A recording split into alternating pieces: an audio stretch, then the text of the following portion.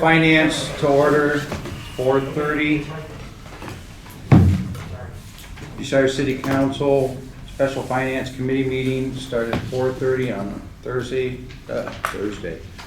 Tuesday, October 27th. Okay, members present, Kevin Myers, Bruce Truca, James Me, and myself, Chair. Number one on the order is ordinance number 40-2020.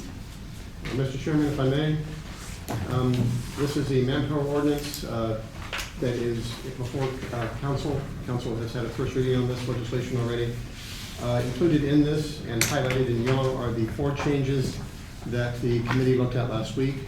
The one change that Mr. Truca brought up and another change that I found an hour ago. Because I was doing minutes and I realized the minutes reflect something on the ordinance here. So if you go to page 2,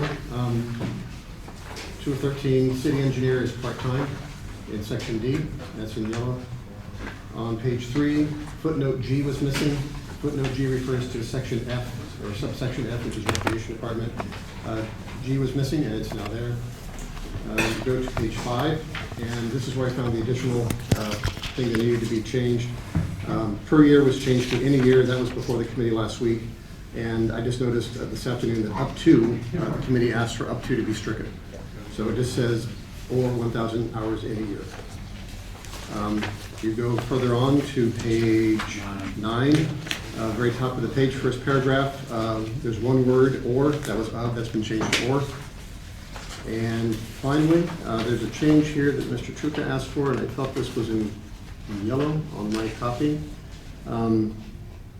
It's not on my copy, maybe it's in your copy. Which one? No.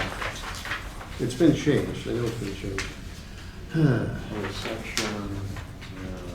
It was section 7, right? Yeah. 7? 7? Yeah.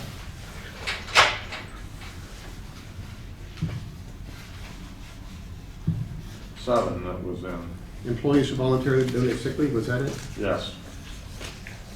Or,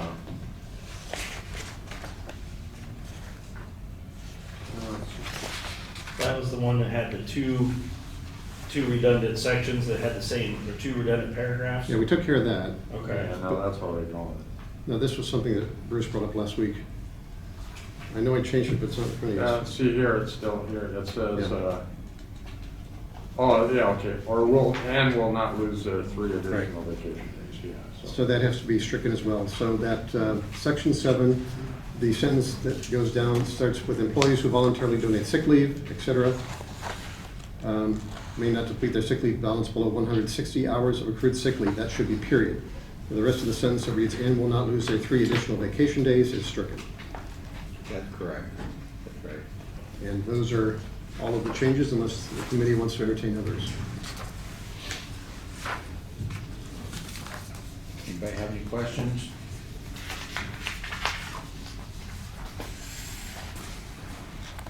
If not, can I entertain a motion to approve this? So moved. Do I have a second?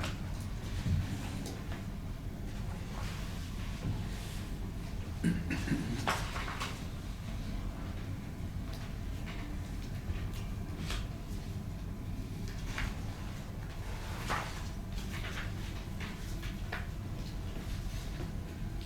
it seems like the wording is different.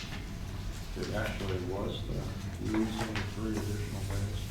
I didn't change anything to that. All I did was strike it out, which is not in the copy before you. I didn't change it very fast. I can't answer for the law after. Can I leave just for a second?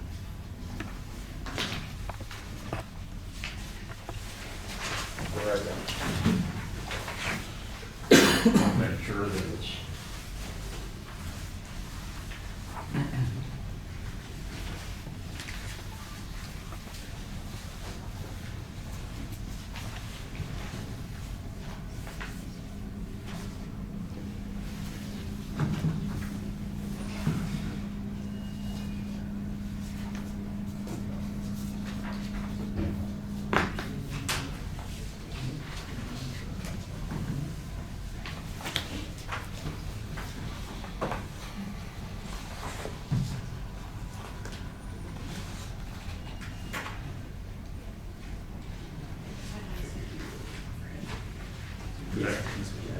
Good?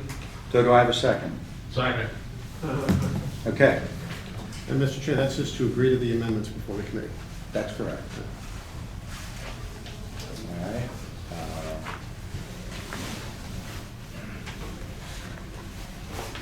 Do you want to amend that, declare this an emergency? Since we'd like to get it done before the end of the year. Mr. Chair, I'd like to declare that emergency. I'll second it as amended, as an emergency. Okay. Okay, if there's no other discussions, all those in favor say aye. Aye. Motion passed unanimous. Okay. Ordinance 12-2020. Again, Mr. Chairman, if I may, this is a billet. There have been 2 changes that were before the committee last week, and nothing has been changed since then. Page 1, Section 1, subsection D, under Service Safety Director's Office, City Engineer, part-time was added. And secondly, on page 4, again, Section 1, subsection M, access 19 has been changed to just access. Any questions? If not, can I entertain a motion to declare this an emergency? So moved. Do I have a second? Okay. Any other discussions? Otherwise, all those in favor say aye. Aye. Aye. Who was the second? Jane. Okay, motion passed. Mr. Mayor, Yes. Mr. Service Director, it's all yours. Thank you.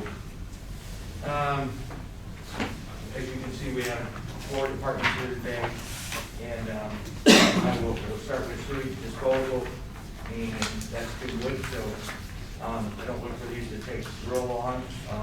As you can see, your pages are pretty short. Feel free to ask me any questions. Now's the time to do it while they're sitting here, if you have any. And then, before I leave today, I would like to schedule another meeting the week of November 9th for police and fire. And Joyce is open Monday, Tuesday, Wednesday, Thursday, just tell us what day, and then we'll try to cover the rest of it under police and fire. Like, the admin and just the other various oddball departments that we haven't talked about yet. I'm good any day other than Wednesday. How about Tuesday, the 10th? 4:30, okay? You have anything going on, Bruce? Yeah, I'm good. We do have Tuesday. council meetings next week. We do have 2 council meetings, just FYI. No, but this is the This is bond. the This is the 10th. Following Tuesday. Yeah, Yeah, this is the this second Tuesday, not the first. right, so 4:30 on the Okay. 10th. Jim, that okay with you? Okay, All right? 4:30 on the 10th.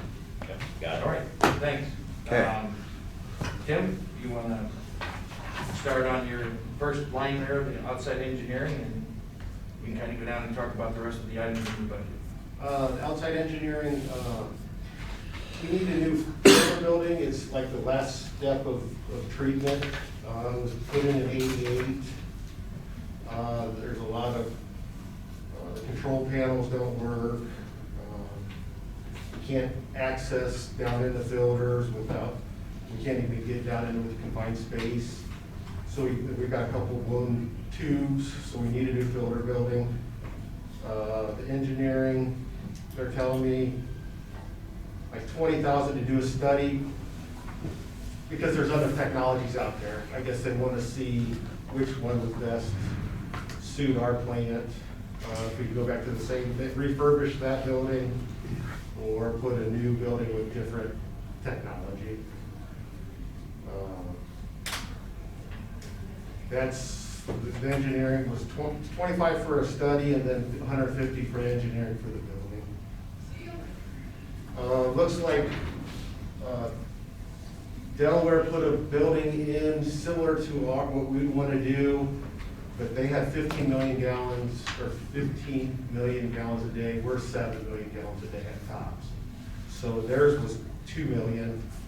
Ours is probably going to be around 1 million or a little bit better. So in 2000, we redid our whole plant, and our last payment for that loan, which is $500,000 a year, is this is the last year for it. so we're gonna have an extra 500,000. So Joyce thinks we can put like 300 to 400,000 back for that, for construction for that firm. With the construction most likely next year.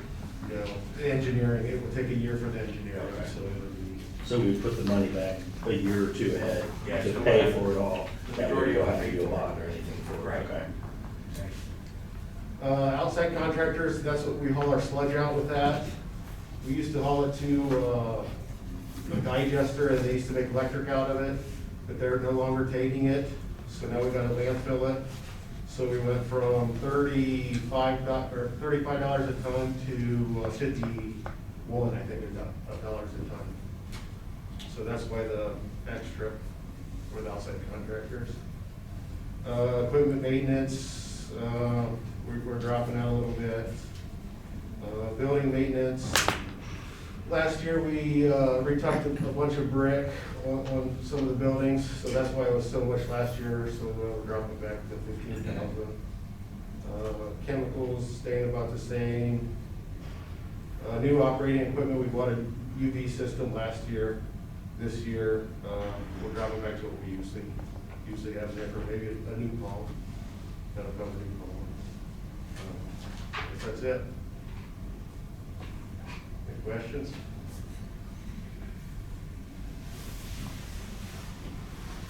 Short and brief. I got one question.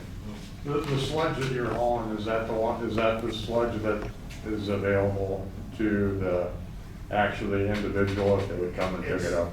That's It's not the Class available. A? It's not Class A anymore. Oh. They changed, they're still Class A and Class B, but they're pretty much the same, and we really can't give it out. We don't make a Class A anymore because it wasn't benefiting us, and we had to pay for the line and electric to make the Class A, so we don't make the Class A anymore. We're making a Class B, which is, there's restrictions Okay. for land application. I have talked to a company, and we're gonna see about maybe land applying some of it, and we can get a little bit cheaper. But we gotta do they gotta get some sites in the area for them to haul it on. Okay. All right, thank you. Jim, go ahead. Just for your engineering, it's gonna be $172,000. It's not anything on the building at all.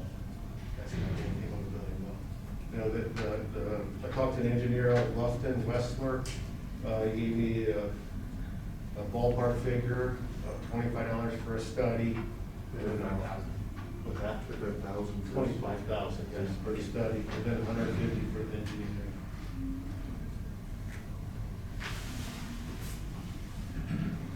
Anybody else have any questions? Go ahead and ask, you don't, it's only four of us, so anytime you got something, just go ahead and ask. Yeah, okay, Good. we're good on that? Thank you. All right, thanks, Kim. Thank you, guys.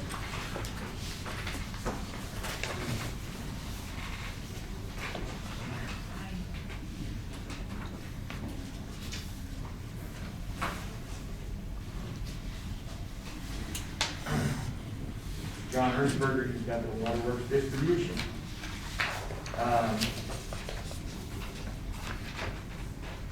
The Columbia gas, we just lowered it 500, but the outside engineering, that, as you can see, is just based on the Mabel water line. If we're gonna move forward next year with that, which that's our plan. So that's why, and miscellaneous engineering, since he's our city engineer, that's why it's at 200,000, so. John, do you want to talk about outside contracts? It's all yours. Outside contracts, 75,000, I use that for directional boring, for service lines. There's some 2-inch galvanized water mains out there that I'd like to get replaced, so if I have the time and the money, it'll cover things like that. It covers things like anything that has to do with the bulk fill station, I use outside contracts for that. Basically, anything that has to do with miscellaneous stuff that kind of pops up that I don't foresee happening, but it does happen. Vehicle maintenance, we upped it a little bit. A couple of our trucks are getting a little bit older. So just to cover kind of our basis. Equipment maintenance covers our backhoe and our reservoir mower. We've had some issues this year with both. So we just kind of kept it the same. Building maintenance, I have a quote from Lucius Doors. Both of our bay doors are original from the ODOT, from when ODOT was there. So if you ever want to come down, Doors. yeah. If you ever want to come down sometime, you can see that the brackets are all rusted because of the salt and everything. And the one door opener, it had to be plugged into a different outlet because the outlet was fried. So I had a quote done. So this may go up a little bit because this quote was done September 10th. So it may go up a little bit because of a different year and time. So this is for 2 bay doors, 2 bay doors. the 72.9, Yeah, 7290, okay. 2 bay doors and openers. Right. So the doors and the openers? Yes. Okay. Now, this is actually out at Irving, so, you know, we always talked about any maintenance we did, we took it out of the money from selling the water garage out on Route 4. So I just want to make sure that we're taking this out of what fund you want us to take it out of. Did that apply to just routine maintenance stuff, or was that just for new building? I thought that was just. It had to new be for building. capital improvement, Okay. but I'll have to ask Joyce, but I'm okay with it coming out of here. Yeah, I was just gonna check. that was my understanding, that was gonna be for any new building, was what that money needed earmarked for. I think for this is routine maintenance. Okay, all right. So that's the only thing I foresee happening with the building. That's just my opinion. Hydrant maintenance, that's the same from last year. It was just, it looks high, looks lower, but it's actually the same. I just had some things at the end of the year that was brought over. Training and education, I lowered it by 500. That covers our contact hours for our license, the EPA license. 1,000. Over 1,000? No, it was 2,000. Yeah, I had written a PO at the end of the year to cover it. That's where so it was a carryover. Operating incidentals, I lowered it by, it looks like 79, but it was really 65 last year because of some POs overwritten late in the year, but I lowered it by 10,000. Now, I will ask that I'd be allowed, if necessary, to come back and ask for more. EPA with the asset management plans, replacing hydrants, valves, different lines, things like that. So I'm going to try to get by with the 55. New water meters. Generally, I don't use the whole entire 100,000. The older meters are they're getting to the point where the batteries are dying, and so I'm not exactly sure how many meters we're going to need at a time. So that's why we keep it. That's why it used to come out operating incidentals, but I had to put a new line item in, so we could do that. So the meters are taken care of that way. Gas and oil, it was lowered. New operating equipment, I'm asking for a new vehicle. I've got 3 trucks. I'm getting rid of a truck this year, so I've got 2 trucks that have almost 150,000 miles on them. Hydrant operating equipment, I upped it. I think it was 15,000. Again, asset management is getting rid of, replacing older fire hydrants, so that's what we're doing. And the line improvements, I'll let the service director talk about that. As you can see, the line improvements, we got 200,000 in there. And if you go down to, it says Stetzer, and then if you go down to the water line replacement fund, as of next year, when we transfer that 115 in there out of the water fund, we'll be up to about 900,000. But I think Stetzer Road is gonna be pushing $1 million to $1.1 million. I don't have the exact yet. So that's why we put the 200 in line improvements to go in addition with the replacement fund, if that's what we so desire to do, to put that water line in out Stetzer. So that's why those two lines are in there. That make sense? Mhm. Good. Does anybody have any questions? Well, the last item, the OPWC, that's part of our projects for next year. So that's why that's broken down in there, and that's what the share out of the water fund will be for the water lines John wants to do. So where's our commercial ones at? That's part of, That's part of the CARES Act money. Okay. That's a whole separate fund. I was gonna ask the same thing, because I Yeah. remember about getting the Yeah. commercial ones. Yeah, it's 200,000. Right. I have it in my CARES Act file. We're total between all three grants, I'll call them, it totaled 743, and we're pushing 710,000 with the ambulance and automatic doors and the bathroom fixtures and the Water. meters and so. so the 100,000 are just strictly like the normal Badger meter, and those aren't, the 100,000 don't deal with anything with commercial meters then? No. No, okay. Kevin? When the batteries die on the current ones, is your plan to replace batteries or replace meters at that point? Batteries, once they die, they die. They're encased in. So the meters jump when it? Yeah. Okay. I remember the day you came and installed mine at my house shortly after I bought it, and when we had Yeah. a chat, and you told me you thought 10 to 15 years we were hoping to get out, and that was about 14 years ago. Yep, if I we're remember right. pushing, yeah, some of them are pushing Yeah. the 15-year mark now, and so we're starting to see some of them go bad, so. On the vehicle, is that a pickup truck, obviously, at that price? Yes.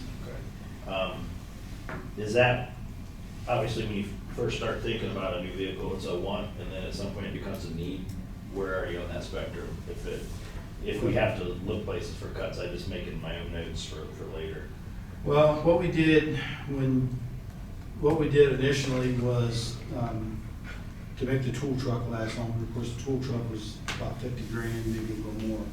To make it last longer, we bought another truck, so the tool truck could just stay parked at the garage, and we get longer life out of it. And that left us 3 trucks with about 150,000, coming up on 150,000 miles. And so this year we replaced one of them, and I've got 2 more that are running close to 150,000 miles. Yeah, and they're gonna start costing you more money to maintain as they go on too, so. Kurt? John, is the majority of the outside contracts going towards directional boring every year? I wouldn't say the majority of it. I would say it's just kind of miscellaneous. One year it might be a little bit less, one year it might be a little bit more. I know, I think last year there was some talk of should the city maybe buy its own directional boring machine.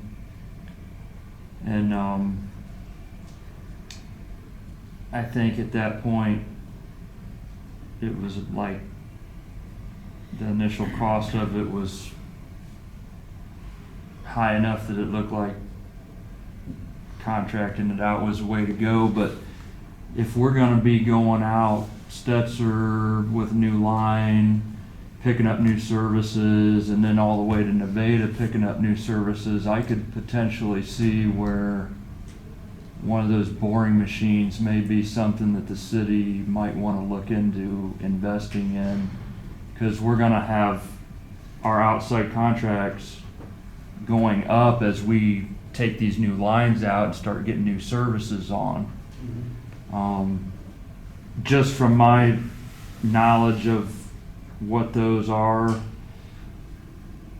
cost-wise, about 130,000 will get you up and running on one with the trailer and everything and all the accessories that go with it. But I mean, I can see that thing paying for itself in a couple of years if we, and you can use them for other things, like if you need a new electric line run for a light down at the park or something. I mean, there's other things that can be used for.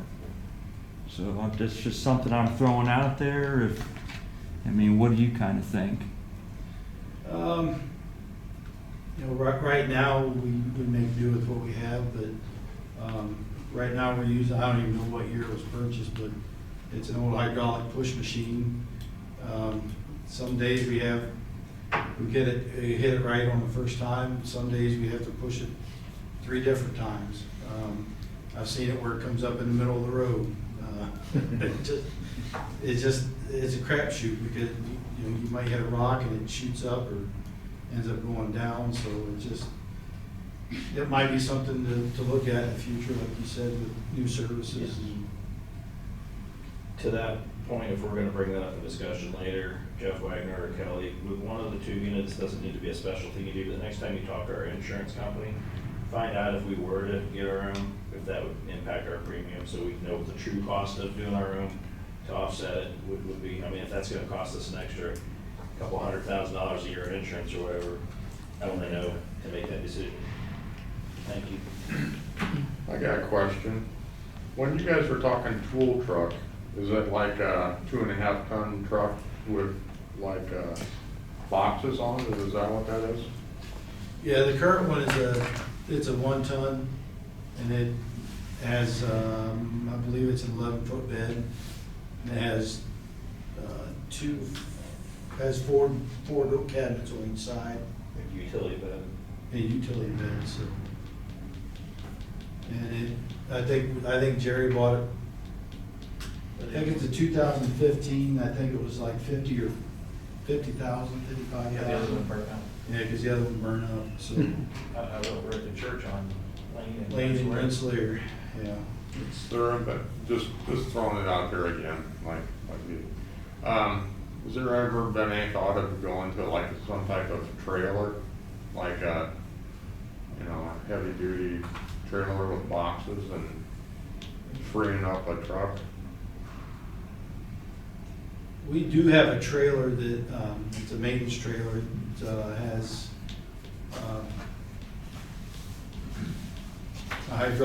it has a hydraulic pump on it with 2 hoses, 2 lines, so we can use it for several purposes. We have a chainsaw with it, they'll cut ductile iron, cast iron.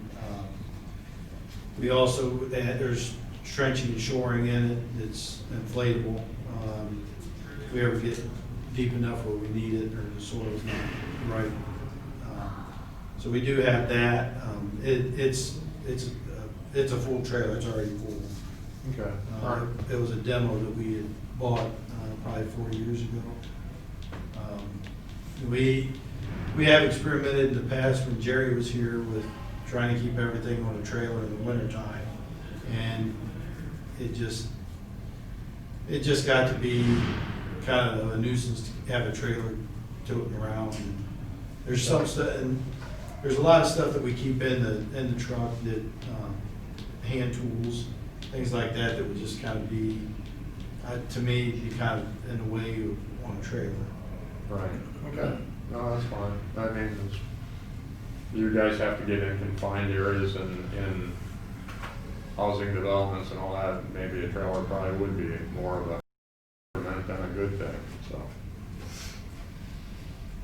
The line improvements, is that, I may have missed it earlier. Was Stetzer involved in that too? Yeah, the line improvement line item, the 200,000, Yeah. all it's for is Stetzer Road. If we need it, depending on what that cost comes in at from Lynn, you know, right now and next year in that fund, in that replacement fund, when we put the 115 in that line item next year, we'll be sitting right about 900,000 Okay. to go towards Stetzer Road. So if it comes in at 1.1 or $1 million, then I don't have it budgeted. I'd come back to you anyway to get your approval, so, but we just put it in there at 200. I might know before that, and we can get the more accurate number, Okay. but that's all it can be used for, so. Improvements is what? I didn't know if it was Oh. the line busting in the middle of the road. No, it's just for the Stetzer Road project. Okay. Greer. Please make note of, huh? Jerry, I'm sorry. Why did I confuse you? Anyhow, Jerry, can you make note of this, that we are still going forward with Stetzer Road? Because I had 3 people call me because they were panicking, thinking we weren't going to do that, because we're going to Nevada. Show them that we have it in the budget, that we're discussing it. If you could, so that it'll help appease some of the people out on Stetzer. You're working on Let them know we're going plans. both Working ways. on plans right now for it. Yeah. They said the plans are about half I just want them to know that we didn't cancel this out of the budget. Okay. Anybody else have any questions for John? Okay, thank you, John. Thanks, John. You're welcome.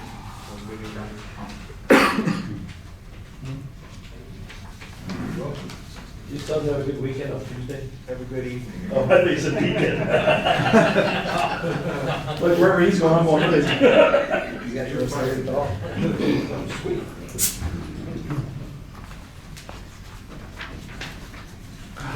Mr. Chad Slango is up next with water filtration at the plant.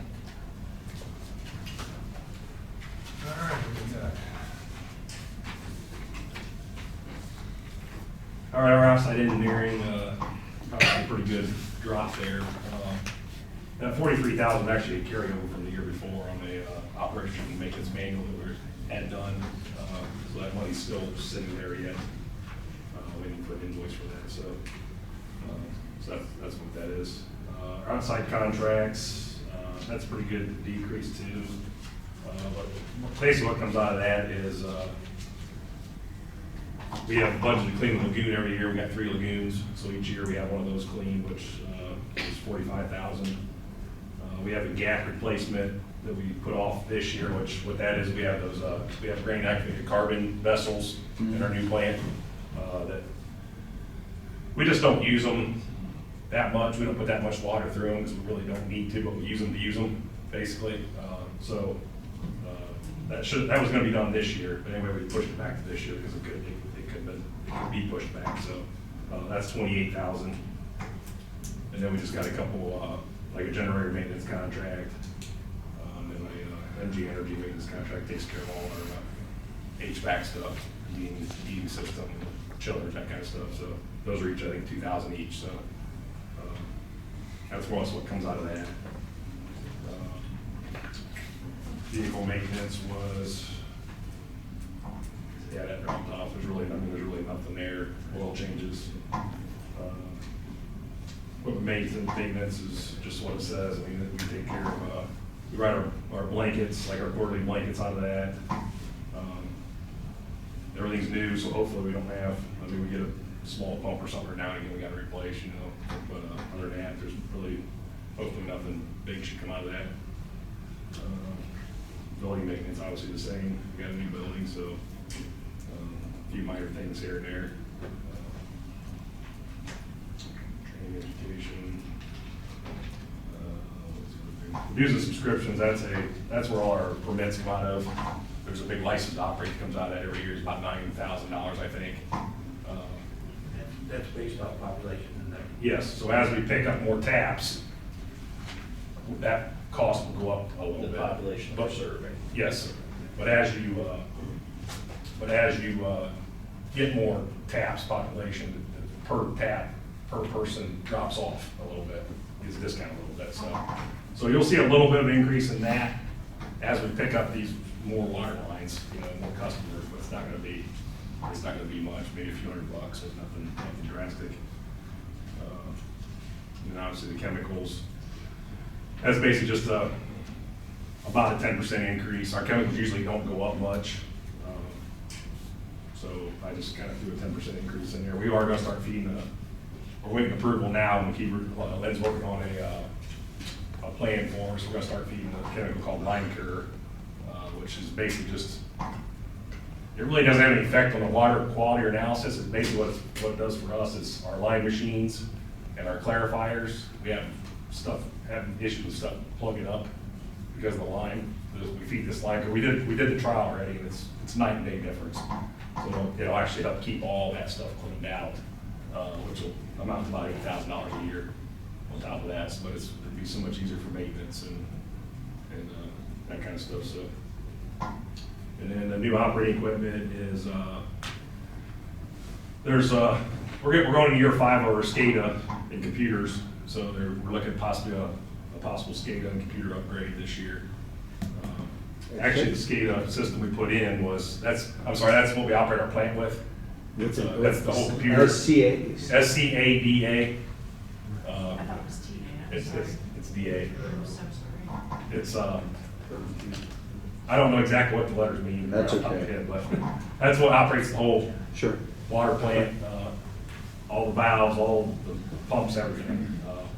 And actually the system when they put it in there was already a better system, newer system when they put this one in. So we're kind of behind to start with, but Yeah. so we're looking at that this year. He threw out a price without doing, because there's licenses involved with all the radios and that kind of stuff. He gave me a price of $17,000, but he said it could be way under that, but which I hope it is. But so that's kind of where that number comes from. And then that bottom line you see there is the water, the lands and buildings, outside contracts. That is money that's being put in there now for our water tower maintenance contracts that we signed this year. So each EPA mandates those towers be done every so many years, inspected basically on this contract, they'll get inspected every year. They'll do a washout, visual drain, I think every 2 or 3 years. And then, so at the end of this 6-year contract, they'll be basically back to brand new condition.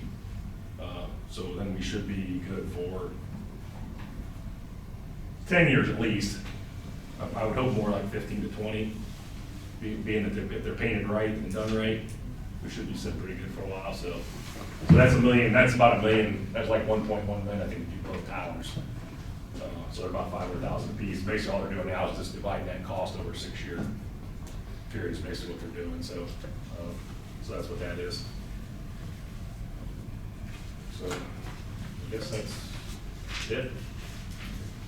Unless you got some questions.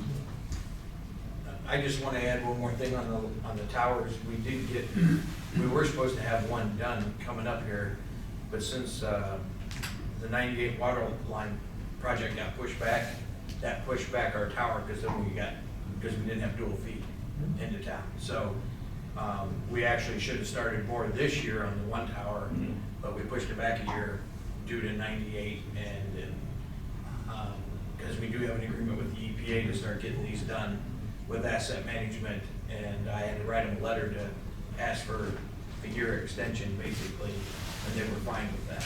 So we just gotta make sure we stick on that goal, and we would have pounded out over $1 million in the next 6 to 7 years anyway to get them both done. So this way it just spreads it out over the next 5 6 years. Go ahead, Bruce. Is there any COVID money for that kind of stuff? For like, because it's health and the safety of the, citizens and the water supply? It's not listed in the CARES Act. Okay. That's just- Advance funds. I mean, what's under the specs, it's not listed in there, so it could be a stretch if we You did got a it. question? When we repaint them towers, especially the one on the north side, are we planning on doing anything different with the paint as far as the wording of Bucyrus? Are we like putting the bicentennial logo Yes, I think on? the plan is for the north one to put the bicentennial logo on, which like I said, was supposed to have been done this year, but now we're hoping spring it will be done, but I guess if not, it'll be fall, so. Are we paying extra for that versus this? Yes, but it's very minimal. It's, this contract's basically repaying them the way they are. But I sent them off, I don't know what the price difference is, but yes, it is a few bucks more, but it's a very minimal cost. I mean, so I don't know what the extra is on it, but there is a little bit extra. Anything else, Bruce? Yeah. Off water, it's not on the list or anything, but, I noticed my guys have quit contacting me about problems, so have they give up, or is everything fixed? as far I as- think that's more of a John question, but I believe he's got everything, the water, been doing pretty good at it. Yeah, lately we haven't had any issues. The last issue we had was several weeks ago, and it was just kind of a glitch. I went out and reset it, and it seemed to work fine. But you changed the piping around on the inside. Yeah, that's been done for quite a while. Right. Yeah. But I think we got our flow up too, right? It did increase a little bit. I think Lynn was talking about that. Yeah, it did increase a little bit. It's still not to where we want, so service director and I have been talking about running a 6-inch from up to it and feeding the whole bulk station with a 6-inch instead of a 2. That was originally what was called for, was a 2-inch. I know one of the water haulers, not that this is budget, but one of the water haulers actually asked if he lives right on the route to Nevada. He says when that happens, he'd like to put in a bulk fill station on his property. You know what? It's water we can sell, and it's before you get to the meter in Nevada. Yep. Supervisory control and data acquisition. There you go. I Googled it. Thank you. I wouldn't have been able to go to bed tonight without knowing that. Anything else you need from me to add, or any other questions? Okay. Thank you. All right, thank you. One more thing, dues and subscriptions. Yeah, that's the license. That's on all This is our, all the licenses. yeah, our permits come out of that, our license to operate, which that's that like $9,000 license we pay for every year. Okay, that's all. So, yeah. Basically, That's what I basically figured. pay to have a water system. Ben has subscription to Newsweek. Yeah. That's our cable and our, Yeah. XM radio. It's chat. Sorry. No secret. Not now, the newspaper's here. Yeah. Just kidding. I can see the headline tomorrow. City employees get free XM. Thank you. Yep. Michael, Mike? say the best for last.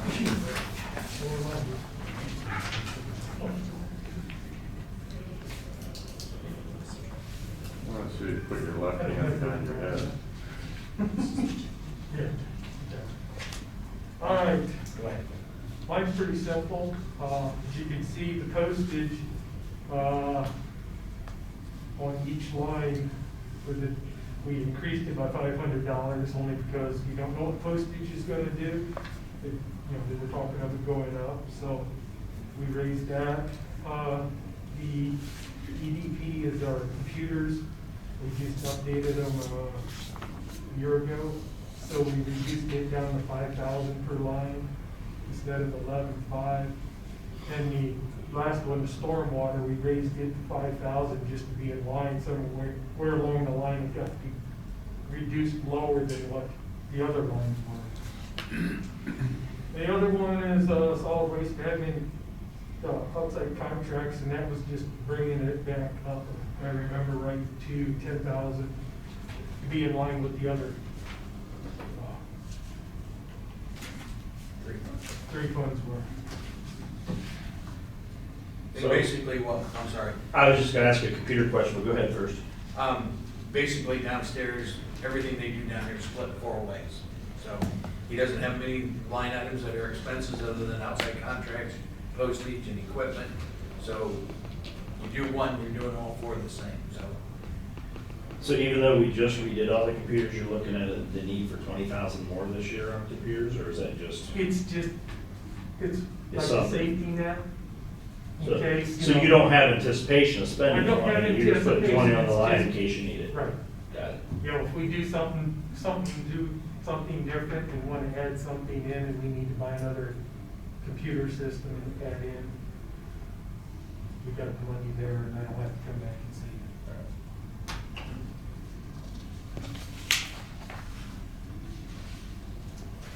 Jim? No, we're good. Bruce? Kurt? Chief Swinger. Okay, Okay. See you guys.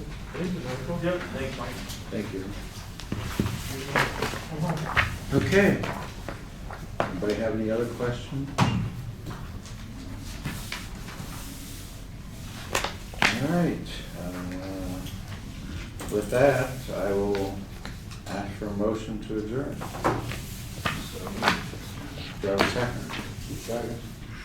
And we'll adjourn at 5:17 PM. No, Katie, I'll be. Recorded all.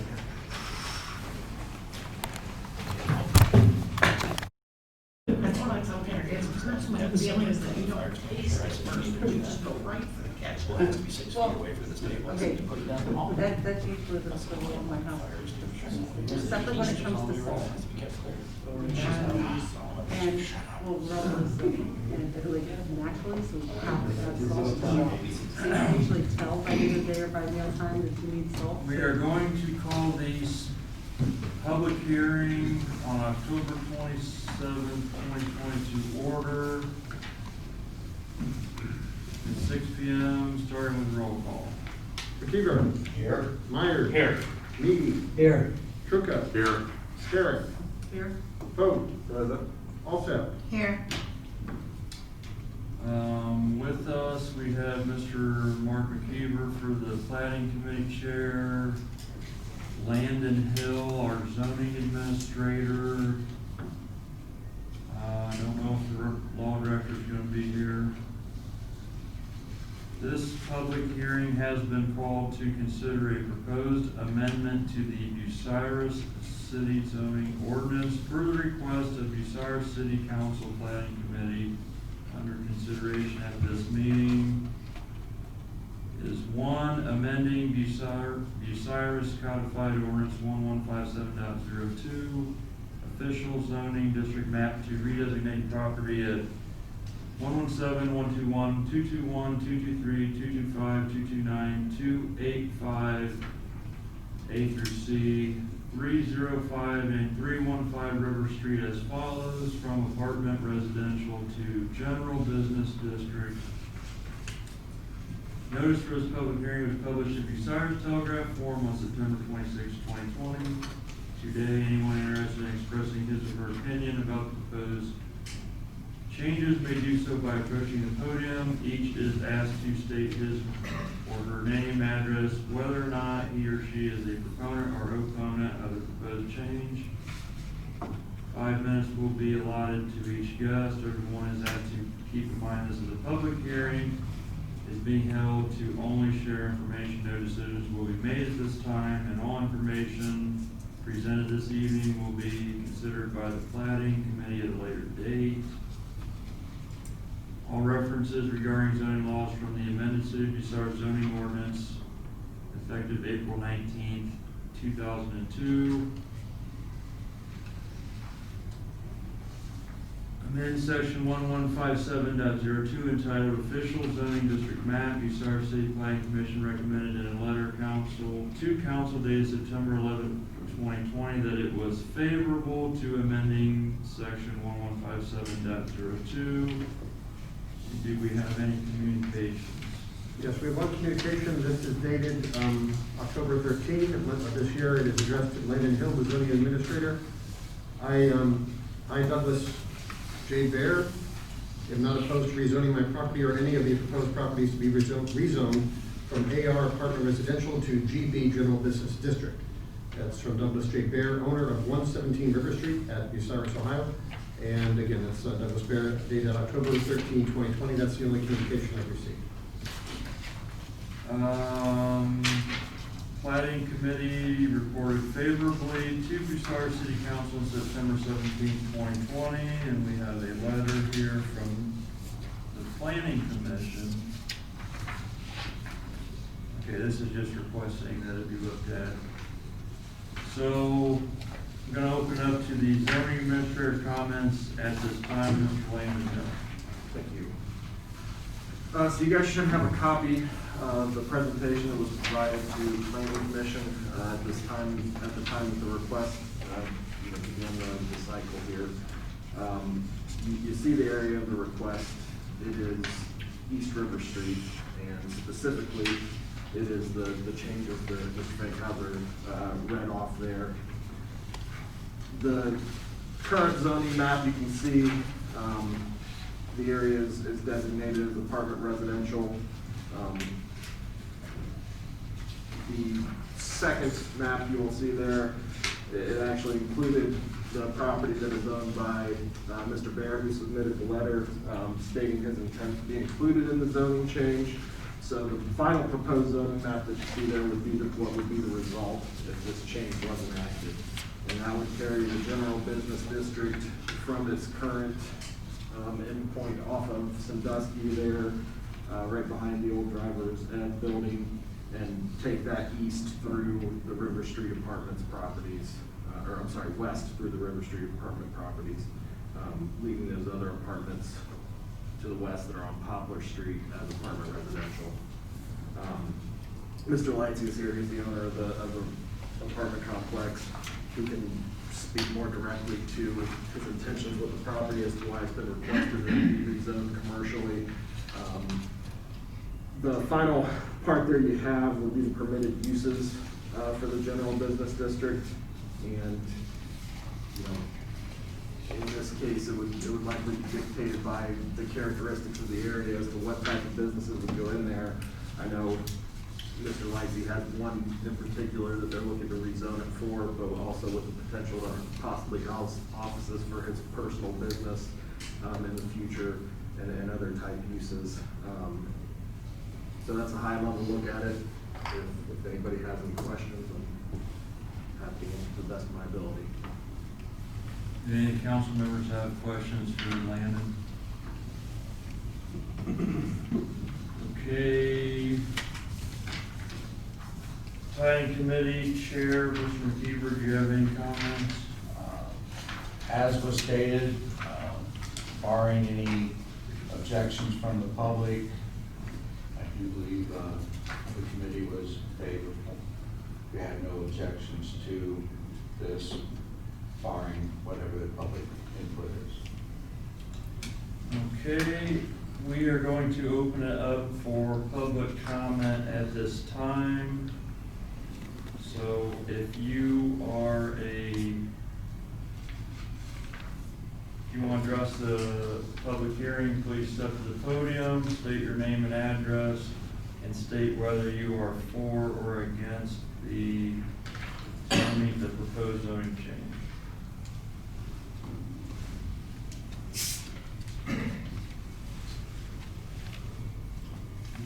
Good evening.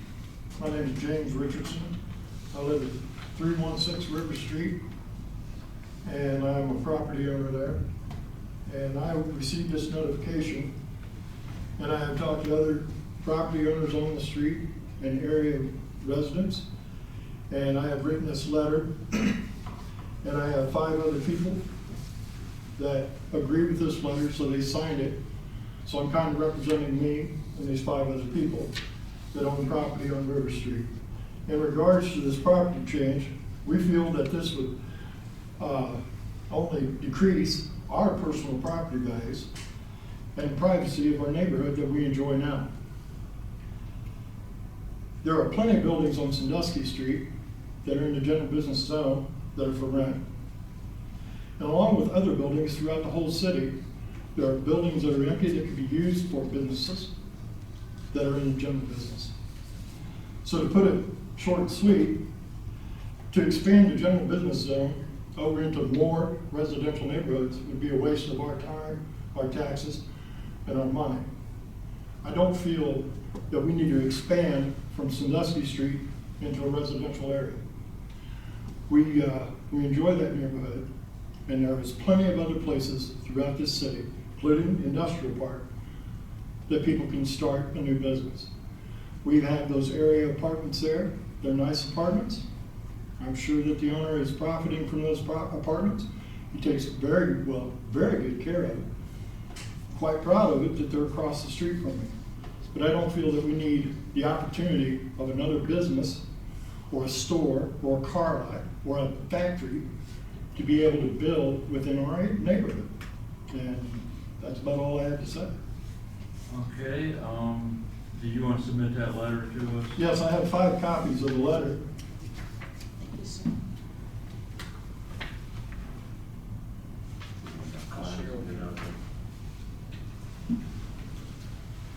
The people that are on this letter are Doris Music, homeowner, been in that property for 40-some years.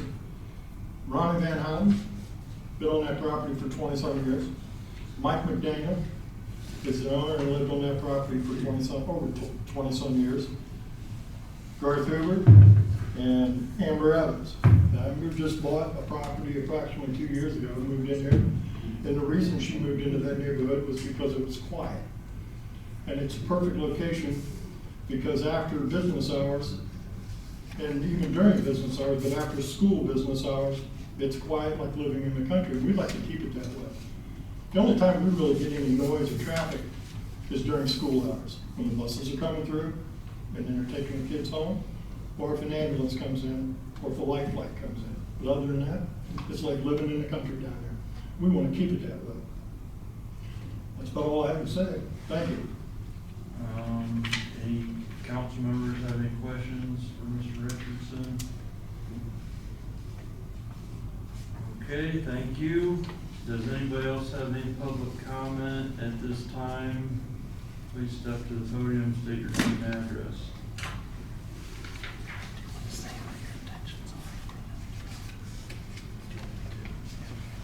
I mean, I can speak for me, but you speak for me.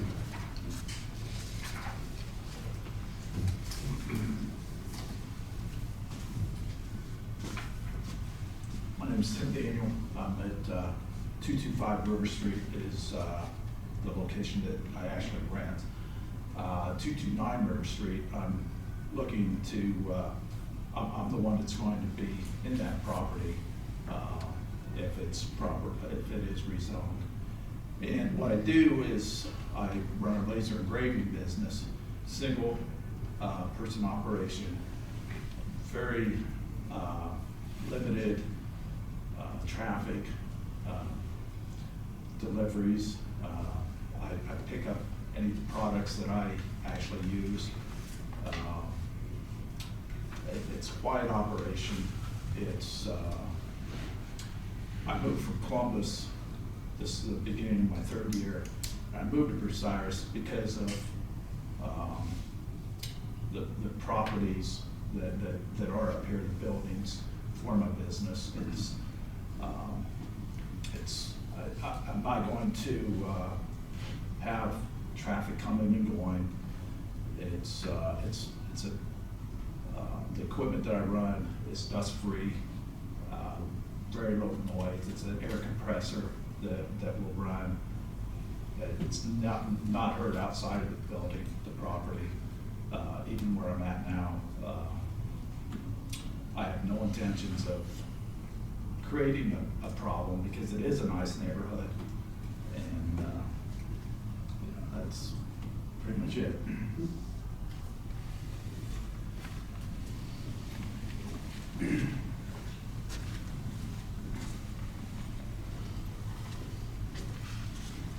So the property that he rents, he currently lives in. You gotta state your name and Oh, address. sorry. Joshua Lightsey, 108 South Sandusky Ave, Bucyrus. The property that he currently lives in has what is essentially, it doesn't have 4 doors, but it would be equivalent to a 4-car garage. And that particular property, since it was built, and it was not built by me, has been used as a shop or a nice garage or whatever. And I guess that has always kind of flown under the radar. Now, he just wants to have this zoning change done so that he doesn't have to look over his shoulder, he's not flying under the radar, and he just wants to do everything correctly. Obviously, having 9 other tenants in that neighborhood more closely proximate to that location than any other, I'm not going to upset 9 tenants to put in a business that would disrupt that. It never will happen as long as I own them. They are all those units, there's 5 units essentially that are 15 years old. They're not going anywhere. And I think the biggest benefit of this change is maybe the first 2 lots in from the, what used to be the driving school building, creating a depth of a business that could face Sandusky. Directly across from the majority of my property is industrial complex, Waycraft, and then just up the hill you have the hospital. I don't think it's out of line by any means for the zoning change. Certainly I own other apartments in other areas of the city, for instance on Hopley and Lakewood. Beautiful residential area, there's a church across the street. Never ever would I ask to have that as my business. I just think this fits in and also allows us to not try to circumvent any rules. Any questions from me? I got a question. What are you engraving? I specialize in doing etchings on monument stones, black granite. I do retirement plaques, awards, some glass. It's So monuments would be headstones and stuff like that? headstones, yeah, yeah. And it's all laser. It's a CNC laser. There's no sandblasting, no dust created. Well, I mean, that's not gonna come and go by UPS, is it? No, So I'm saying it's all picked up my truck, my pickup truck. Did flatbed or, Just an F-250. so you don't get any deliveries or you go and pick it up? The last 6 months, I probably had 1 delivery. But I pick things up. There's wholesalers in Columbus that I work with, and I'm back and forth to Columbus. I just put it in the back of my pickup truck, and unload it with my hoisting that I use to pick up the stone. The elevation that was created to put these units out of the floodplain would not even allow a semi-truck to attempt. Well, I don't think you have the driveway for that either. Yeah. You what? I don't think you have the driveway. No, I don't, certainly don't, to turn around or anything. Not to bust anybody out on any rules or anything, but have you been, you've already been doing this, and what you're saying is you're trying to make it legitimate. No, he has not operated this business. Okay. No, I have a different building. When I moved up from Columbus, I have a building. But you'd like to locate it there? Yeah, because I rent the unit that's right next to it. Right.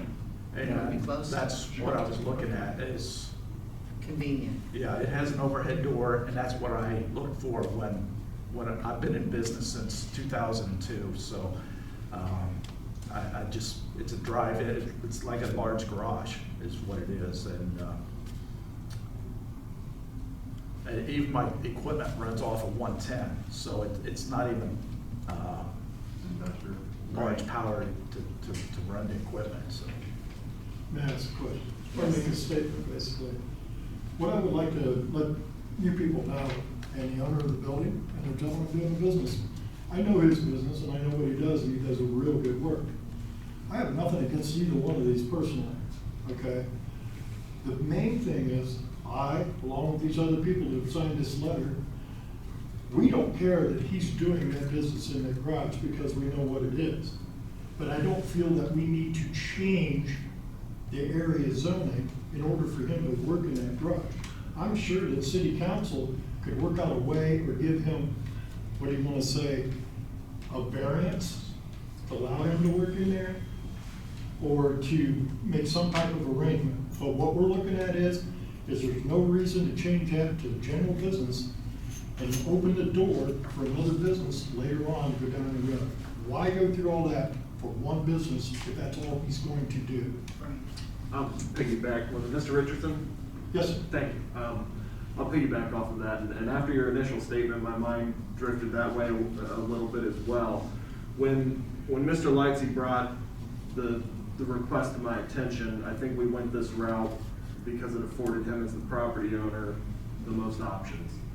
But given the feedback we're receiving from the neighboring property owners, and given the more detail we've gotten into here, there could be an option that would require modification of our code, in particular in the home occupations section, that could allow for commercial uses to be put into these units on a case-by-case basis.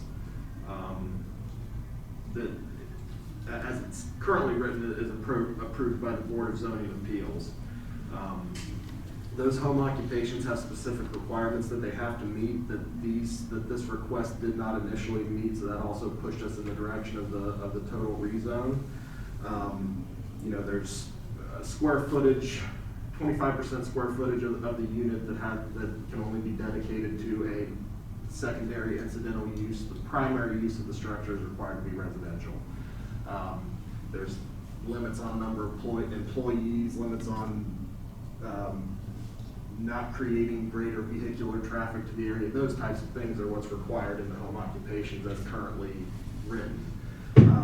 The main thing being that home occupations aren't necessarily regulated by the specific activity that is being performed, but it's more regulated by the exterior impacts that it may have on the neighboring property, the neighborhood that it's located in. So if we could look at potentially modifying the home occupation clause to maybe accommodate these types of requests, it would alleviate the fear of the complete rezoning, the fear of the unknown as to what may come down the road, and each request could be handled on a case-by-case basis based on its, exterior impacts, based on its whatever business plan the property owner may have. So that could be an option. Mr. Hill, the home occupation conditional uses, we do allow that conditionally for the R, like the R1, 2s, and 3s, but it's not on AR, right? It's actually for any residential district. It's under residential district standards is where this is a conditional use. So I would say that would include the AR as a residential district.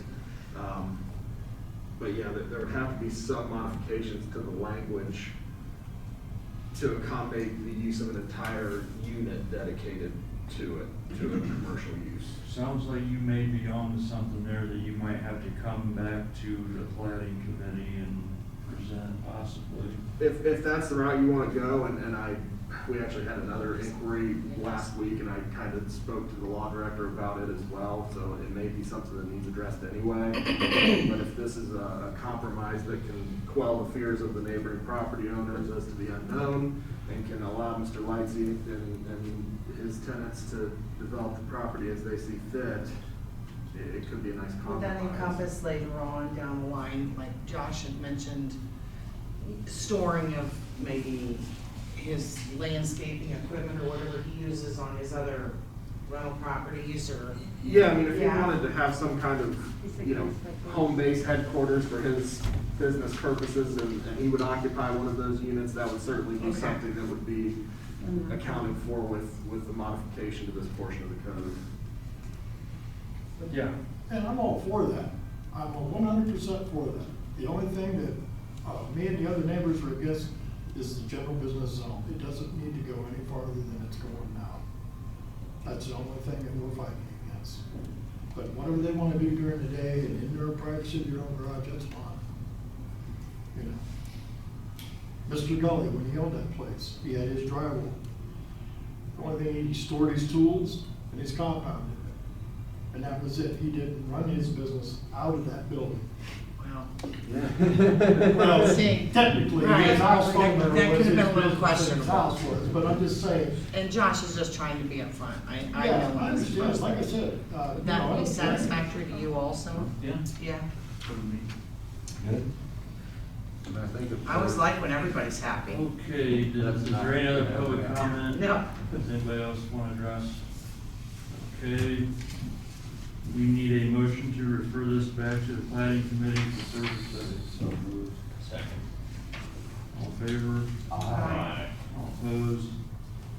The planning committee will be held on November 5th, 2020 in council chambers, and that is our regular Thursday night committee meetings. Nobody need to excuse anybody? So we need a motion to adjourn. So moved. Second. All in favor? All opposed? We're adjourned at 6:25. Hey, nobody hates us. I don't want to speak for Landon, but the initial reason that we couldn't go the route that we're now trying is